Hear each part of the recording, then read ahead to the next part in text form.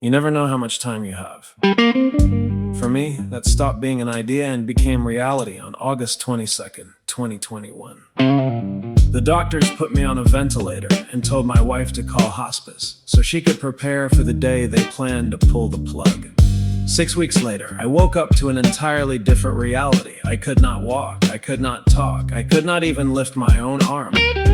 And I woke up realizing something else. I had not made the right preparations for my family. The plans I thought were pretty good fell through when it mattered most. That is why Fiduciary Alchemy welcomes voices that would have warned me about the holes in my plans. My hope is that you live a long and prosperous life, but I also hope you make better plans than I did. So tune in, take notes, and stay with us through the end when Bluesman Grindle and the Compliance Choir bring a word of caution.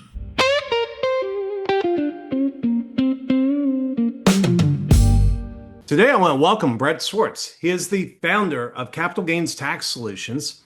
He helps high net worth entrepreneurs defer capital gains taxes on businesses, real estate, and Bitcoin sales. He's closed close to $1 billion in real estate transactions and deferred sales transactions. He helps owners learn how to keep 25 to 50% more wealth as exit through strategic tax planning. Brett, good to speak with you again. Craig, good to see you again. Grateful to be here. Thanks for having me. Yeah, and we've just for the audience, you came originally on our Leaders and Legacies podcast, and when I heard about what you were doing, I was like, you know what, we need you to come on Fiduciary Alchemy, and really excited about it. And it was interesting. I was recording another episode. I was telling somebody. Mentioned in the green room, somebody I've known for a year dropped a bombshell on me. I was like, I never knew this about you. And the thing that I never knew about you was you had a basketball scholarship. And I don't know much more, but I didn't realize that's a big deal. Tell me about it. Yeah, 6-foot white guy who could dunk at one point, if you can imagine, and grew up loving basketball, and then had a chance to play in college at a private university in California called William Jessup University, and it was exciting and great. I got a chance to sign this contract. It was kind of my dream to get to college at first, and then to get a basketball scholarship to pay for school. But not everything always goes the way you plan it, Craig. Right? Sometimes you're on a high, but you can quickly become a low, because 2 weeks later I had a serious knee injury. So just when I thought, things were going to be, really cruising with my basketball scholarship and all the fun things that are happening, I'm playing in a pickup game on a Sunday afternoon. It's about 100 degrees outside, and we're in the cooler gym, but I come to a jump stop and my knee completely collapses, and I hear the pop, which people, when you hear that, you kind of know it's more serious than not. But you have this optimism inside you, like, well, maybe it's not as serious. And so that began the journey of going to the doctors, of course. And I go to the doctor, and he does that knee, test. I don't know if you ever see it, where the person's, laying back, and they grab the leg, and they kind of shake the knee. They kind of pull the knee away from the leg and just sense it. And I'll never forget him saying, and I was happy because he was saying, I'm a doctor and I study sports medicine, and I'm a physician, and your knee's fine. You don't need surgery. I'm like, oh, well, thank you, doctor, because my dream of playing, I can be back when. He goes, it'll probably take you about 3 or 4 weeks. You have a little bit of an MCL, tear, but that'll, you can get recovered, and you'll be back to play in no time, right? Because the season wasn't going to start until November-ish, right around there. And so I was excited and elated, relieved, because I was going to let my team down. And so I go back to my coach. He says, he says I don't need a MRI. I can just come back. And so I begin the process of PT, but I find out I have a brother who's really smart and very more, thoughtful in these type of areas, less of the optimist, that I am. And he says, Brett, just to be safe, why don't you get an MRI? Because I had a friend who the doctor said the same thing, and they end up blowing their knee out and ended their career because their ACL was actually ruptured the entire time. So I went back to the doctor. I said, doctor, just to be sure, can I get an MRI? He goes, you're wasting your time, Brett. You're going to drive down there. It's a lot of money. And he goes, you don't need it. You know, you're fine. And but he goes, I'm going to write this script because you're pressing me. And so he did. And within 2 weeks, the MRI comes back, and guess what? He calls me, and not an emotion in his voice. Hey, Brett, this is doctor, and I'm thinking he's going to report back what, everything's clear. Just want to let you know, you have a fully ruptured ACL, and you're going to need reconstructive surgery. And this is the middle of my basketball practice. My heart sinks, right? Because I've been telling my coach and my teammates I'm coming back. The doctor says I'm fine, just getting the MRI just in case. And so I come back into the practice, and I sit down, and I go, and I'm meeting with my team afterwards. I was going to be the starting guard, all this cool stuff. Devastated. I remember crying, because it's like this news is all hitting me all at once, and devastated because I trusted the doctor, and I wanted to believe that the doctor was telling me the truth, right? And he knew. He was the pro, and he had done sports medicine, and he was this, and he was.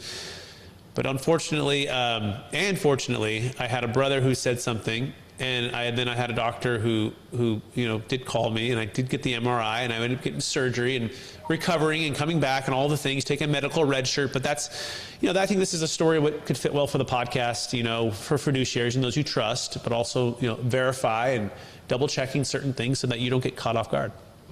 No, that's absolutely true. I mean, as you were talking, I was thinking about my history with doctors, and one of the big things I've learned is you got to be your own advocate, and you need to keep asking questions.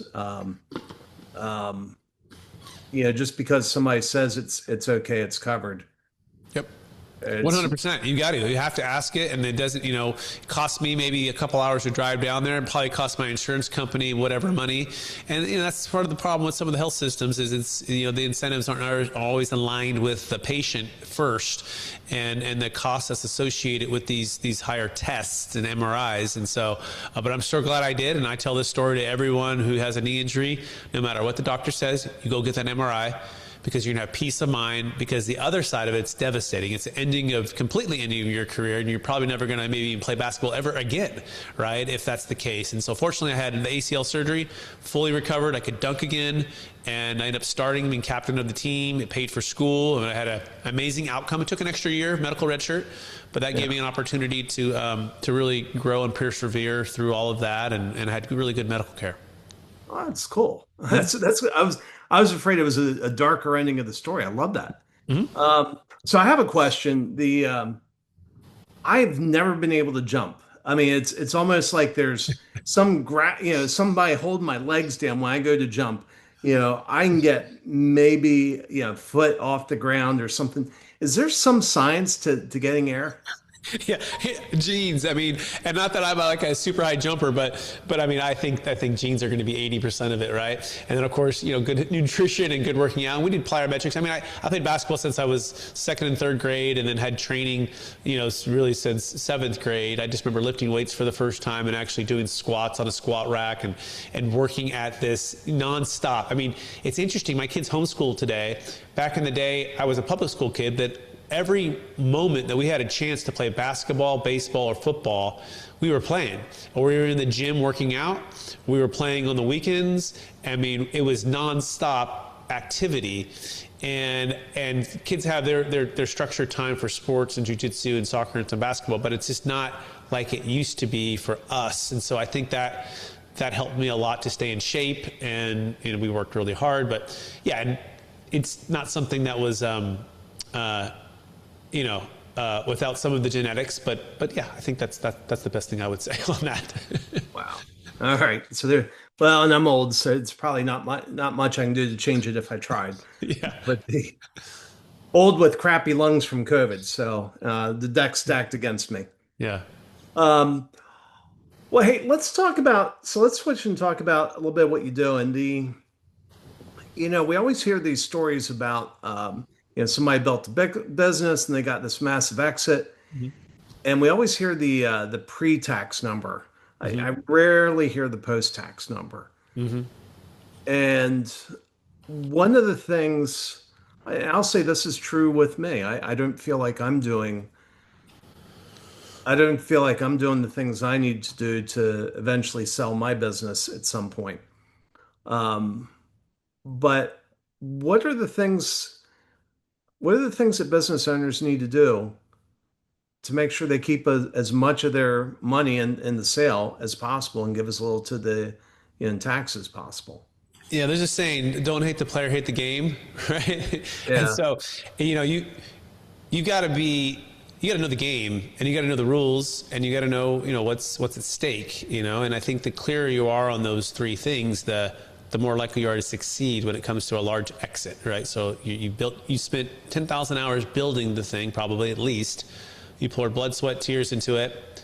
And this is a chance for you to build momentum or to lose a lot of momentum to tax. And that's the reality, not just to tax, but also the ability to have asset protection, and also not just capital gains tax, but also estate tax, not just estate tax and capital gains tax, but also income tax. And so the most expensive thing I've heard that we're ever going to pay is the things we don't know, and you know, it's going to cost us. And then the second thing is tax.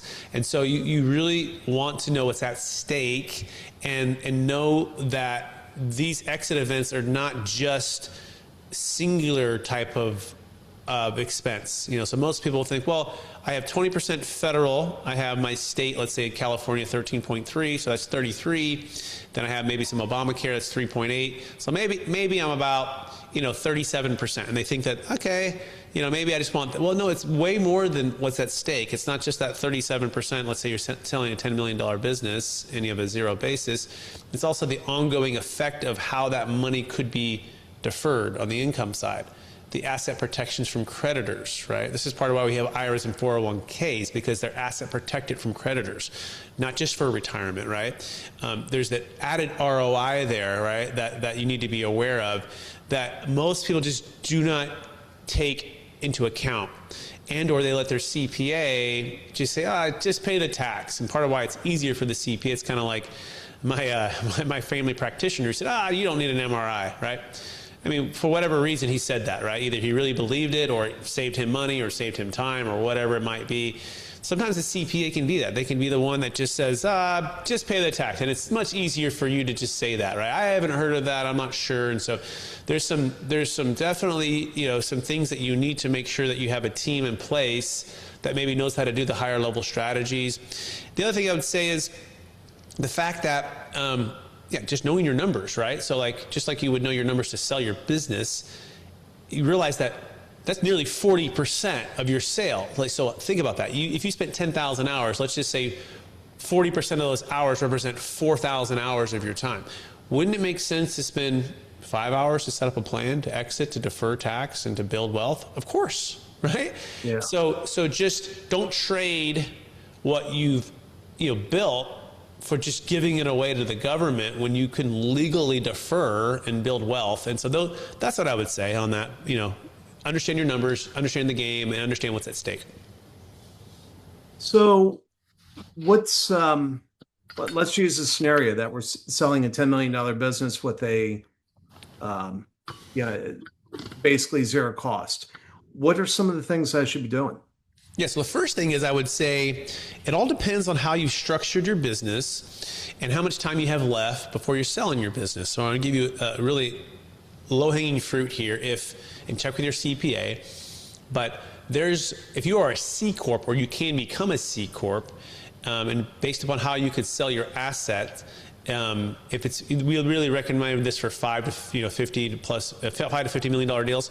You can do something called a QSBS. So look up QSBS C Corp, which can eliminate basically $10 million. I think it's even up to $15 million with the new Trump tax plan that passed a few months back, of your sale, tax-free, right? So there's certain qualifications you have to do. It typically takes about 5 years to season. If you do it in half the time, you could season in half the time. But that's just something that's really low-hanging. Now, a lot of companies aren't C Corps for a number of reasons, and so they won't qualify for this. So if an S Corp, it doesn't work. If LLC doesn't work. But just keep that in mind, that could be a low-hanging fruit where you could just get some tax-free money. Pretty cool. So that's called QSBS. Look that up. Check with your CPA. The second thing is looking at... Well, hang on. Before we go there. So I'm an S Corp.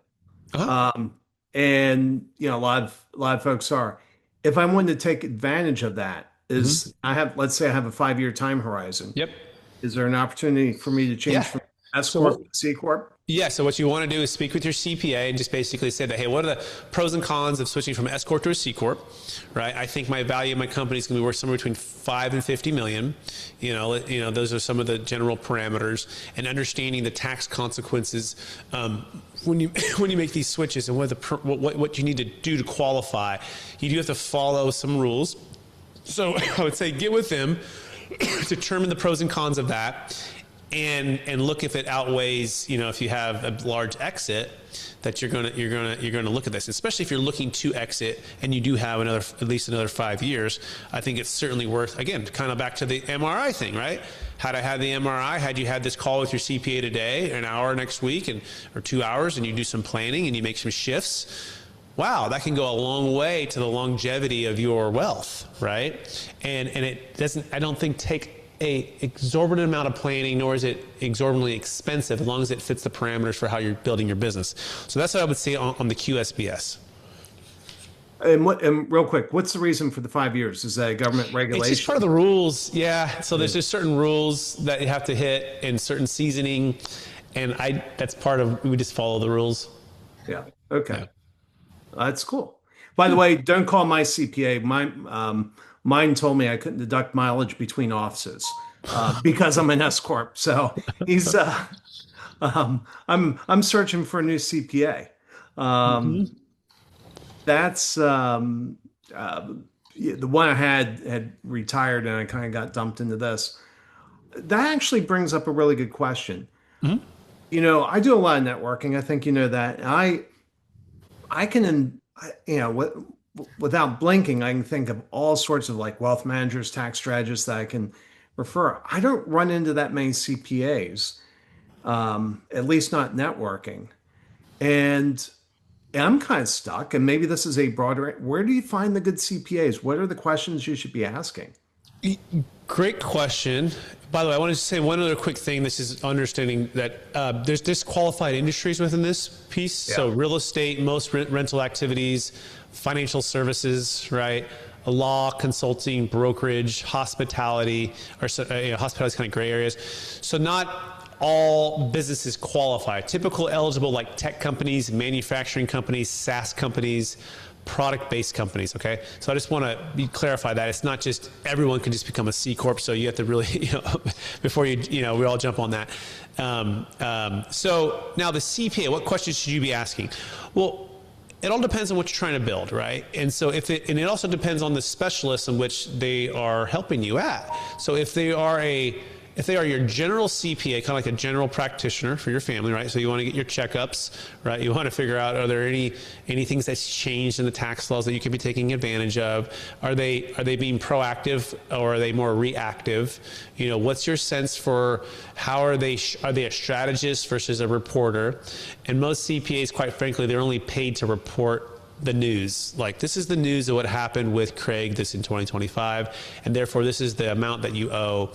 And sometimes it means hiring either a higher level CPA group or hiring two different groups. So A, they're strategists. B, what are they really delivering? And then C, are you staying ahead of the game? I think at the end of the day, no one's going to care more about your taxes than you. So, with AI and ChatGPT, you could ask, hey, these are my details on my business. This is my average income. This is my marital status, my kids. This is like all of the things you could check into it and say, what are some things that I should ask my CPA in 2025 or in 2026 for 2025 tax reporting? And it'll give you the key ones, and then go to them and say, hey, what do you think about these things? Anything that sticks out for you, and then be willing to pay them for their time and energy to consult on those particular things.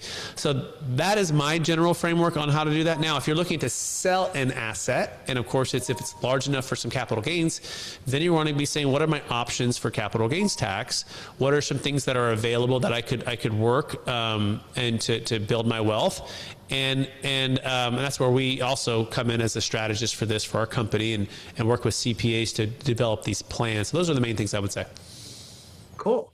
All right. So what you were about to talk about is second way, it's a second strategy to save big bucks on sale. Yeah, so the strategy that we find really interesting, that's really flexible for a lot of entrepreneurs, is because a lot of entrepreneurs want to be entrepreneurial again. You want to build a strategy with an installment sale with a trust that allows you to do just what you want to do, which is either be retired and passive or be active and an entrepreneur, or a little bit of both, right? I think one of the beauties of the new type of retirement mindset is not so much stopping working altogether. It's more, can I control the pace and the rhythm of my work, right? That does keep me going, right? For a number of reasons, because I enjoy it, but it's not running my entire, 60s and 70s and 80s, like not, and if I still enjoy it, it's meaningful and it's purposeful, I want to keep going, and to the extent that I can do that. Well, the beauty of a trust with an installment sale, the way that we set it up, is you can do both. You can partner with your grandkids or your kids. You can do your next business opportunity, kind of like a self-directed IRA, all while deferring the tax, and or you can be passive or 50-50. And so I'll give you an example. We did an exit for a client, and it's in San Diego. It was a $13 million exit. They had built a car wash business, and their basis was about $4 million. We sold, deferred the tax in installment sales, and they've been diversifying for the last couple of years while the real estate market has shifted. And they've been basically passive. They put a little bit in Bitcoin, a little bit in some stock, a little bit in some real estate debt positions, some discounted hotel deals that they found, all passive. But eventually they're moving to the active side of things, where they're going to partner with the trust and do their entrepreneurial journey. And that's the key. Like entrepreneurs and business owners like ourselves, Craig, we want to be able to time investments and time business ventures rather than being put in a box. And that's part of why we like the way that we, installment sales with trust that we can set up, we call them deferred sales trust, that you can set up on stock sales, business sales, real estate sales, including primary homes, and super flexible for how you can invest and the timing of doing it all. So in the deferred sales, how do you make sure that you get your money? And there's a little story behind that. My dad sold his business to his partner, and his partner revalued the business after the transaction was done, and my dad didn't get all that was promised. And how do you structure that so you don't get screwed? Great question. So we have two ways that we structure that to keep upside for clients. Number one, only sell a part of the business. So like there's a lot of 60-40 deals where they sell 60% and then keep the other 40% and they roll it over into the new co, right? So they actually maintain ownership of the new asset that is, or the new business or part of the business. And so that by technicality, they already have that. The other side of what we do is we make sure, because it can also go the other way too. Like let's say you potentially, I'm not saying if your dad did this or not, but carried paper for the other buyer. So the guy goes, hey, I want to buy you out. It's a $10 million company. I want to buy you out 50%, but you loan me the money. So we buy you for $5 million, but you owe me the money, and the valuation of the company goes to $20 million. And so in that scenario, it was a debt position versus equity. And so in one sense, your dad was safer. I'm not saying this is how he set it up, and I'm just kind of playing this out of what it could have been. He is safer because even if the property value or the business went down, they still owe the $5 million. But the flip side of that is your dad may be having to foreclose on the business and take it back, which is the worst case scenario. And so in traditional installment sales, if you're not diversified and your collateral is secured against the asset, the challenge is you may have to take it back, or perhaps the asset value goes higher and you're like, oh gosh, I wish I would have stayed in. So you're stuck between kind of a rock and a hard place. In other words, you're not controlling kind of your destiny. So the neat part of the strategy that we do with the deferred sales trust is that you can be detached from that property or that business, and then you can control your destiny for the next venture. Or you can go into like NVIDIA stock, like one of my clients did a couple of years ago after he sold his large business, and the stock went through the roof. And so in that scenario, it worked out. So I would say that diversification is really important. I'd say liquidity is really important. And if you want to maintain additional upside, make sure you maintain actual ownership, and you're not just becoming a lender for your partner, if that makes sense. That does make sense. Well, that's cool. What's how about a third? What's another strategy? Yeah, another strategy, if you're selling an asset and your valuation of your of your net worth is above 30 million married to 15 million single, we're going to focus on eliminating that estate tax. And this is the one that people either miss and/or they kind of just kick the can because it's just so overwhelming for them. So I'll give you an example. Let's just say you're ultra high net worth and you got a business or real estate worth worth 130 million and you're married, so you have a 30 million exemption on that, and all 130 million is inside your taxable estate. In fact, we're working with a gentleman now. He's got mobile home parks, or like 40 or 50 of them, mostly in California, and like it's valuation of $500 or $600 million. Like it's a huge estate, and he's really contemplating like what to do here. And if he dies, the consequence is that his estate will be valued, let's say at 500 million. They'll minus 30 million for the exemption, but then they'll charge 40% death tax on that 470 million. So the stepped up basis does not solve it for him. So he's looking at know the game, $188 million tax, or his kids are. And this was what caused the Miami Dolphins owners not too long ago. They had to completely sell the franchise because mom and dad died and they couldn't afford the death tax, and they lost the legacy of owning the Dolphins, and that's kind of devastating. And so the answer is A, either try to change the laws, which is hard for this government, or B, eliminate the estate tax by selling out of your positions or gifting it to your kids, or getting a bunch of life insurance. The challenge with life insurance is it's very expensive. The challenge with gifting is you run out of kids or you run out of time. Or you can give it to charity, which a lot of people are charitable, but maybe not be 100% charitable.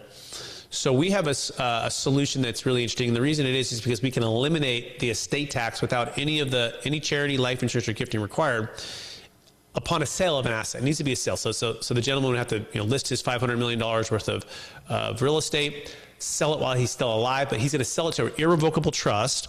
And this irrevocable trust is basically going to give him like a deferred payment plan. So the money goes into the trust, let's say it's at Charles Schwab, and it starts to pay him back over his lifetime. He'll pay some taxes, he receives it, but the key is we just removed $500 million outside the taxable estate, which means he's eliminated the $188 million of estate tax. Now let's say that $500 million grows to $1 billion over 10 years. That's also outside the taxable estate. So you've basically eliminated $400 million of estate tax. And so this is like the big elephant in the room. Like if you're worth more than 30 million married, 15 million single, you gotta ask yourself two questions. Number one, how much is inside my taxable estate? And B, what is my estate tax plan? And if you don't have good answers to that, or your CPA doesn't, man, I mean, stop everything you're doing and go set up a plan, build a team to execute this, because the government will crush that estate. And I don't know how long the 888 million will last inside of are we up to 40 trillion yet, Craig? I don't know. I don't know how long that will last inside of that interest machine, but it's staggering to think about, right? Just how awful the government does with the management of the taxpayers' dollars, right? Both sides, no matter who it is, they are a train wreck with spending and efficiency, and the corruption is so sad and so bad. And so to us, this is more than just tax savings. This is stewardship of the wealth of America, right? And of your family, and making an impact. So anyways, I can keep going on that, but that's another one I would definitely focus on, is the estate tax challenge. Yeah. Yeah. It's kind of like giving money to a drunk. They're not going to get their life straight. They're going to go buy more booze. And the booze of our government is just spending on all sorts of crazy things. Mm-hmm. And yeah. Well, Brett, one, I don't know if my mind can take more. Those three strategies were pretty amazing, and give me a lot to think about. I think anybody that has a business probably needs to be talking to you and making these plans sooner rather than later. How can they reach you? Yes, happy to help. Our minimum is $1 million net proceeds, $1 million gains. So make sure it stays large enough to talk with us and apply for a no-cost consultation. But if you have that, we do promise to walk you through the strategies and help you, to guide you to what could be the best fit for you. You can go to capitalgainstaxsolutions.com. You can also pick up the book we have called Building a Capital Gains Tax Exit Plan. And it's kind of my journey from understanding next to nothing on tax and then understanding this particular part of the tax code and exits. We have Kevin Harrington from Shark Tank in the book and Tony Robbins, CPA, in the book, which is pretty cool.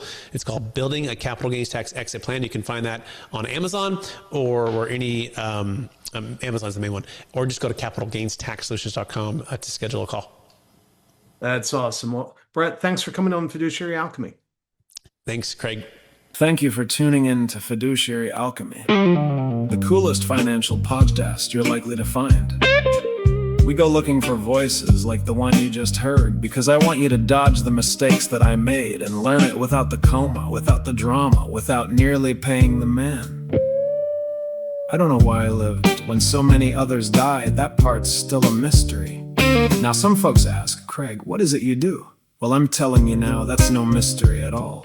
We solve hard marketing problems in crowded markets so good folks like our guests can rise above the noise, become visible, memorable, irresistible, and grow like never before. If organic growth is your problem, reach out, call me. Let's make a plan and bring your next steps into the light. But don't leave yet. Stick around a minute more and listen to Bluesman Grendel and the Compliance Choir deliver a word of caution just for you.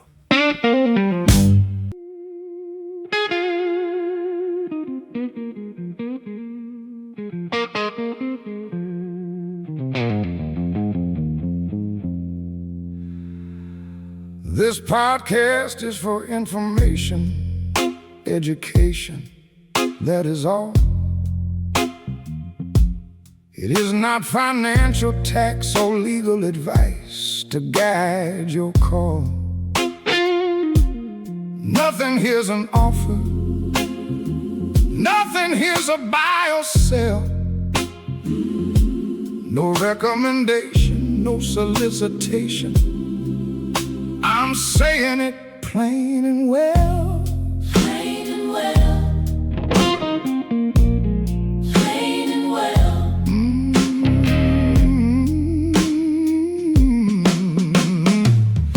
Past performance ain't no promise of what tomorrow brings. Markets turning, people lose on all kinds of hopeful things. Every investment carries risk. Principle can fade away. What works for one won't fit us all.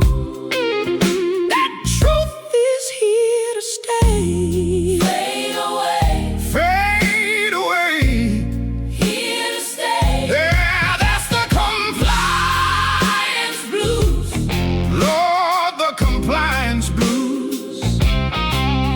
Get your own financial, tax, and legal help before you make your move. That's the compliance blues.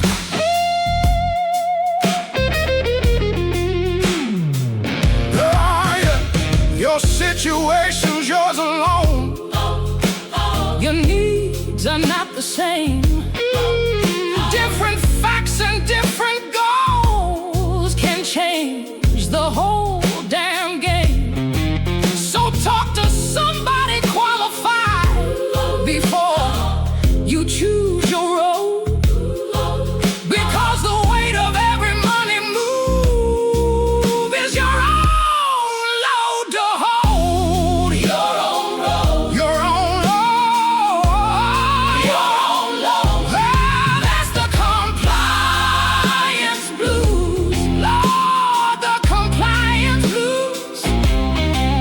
Get your own financial, tax, and legal help before you make your move. That's the compliance blues.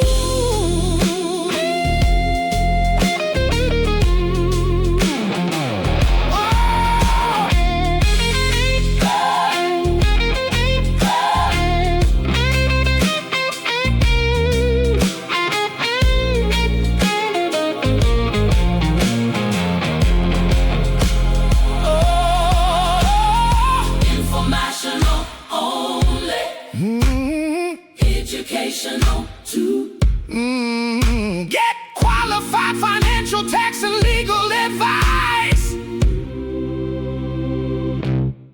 that is right for you.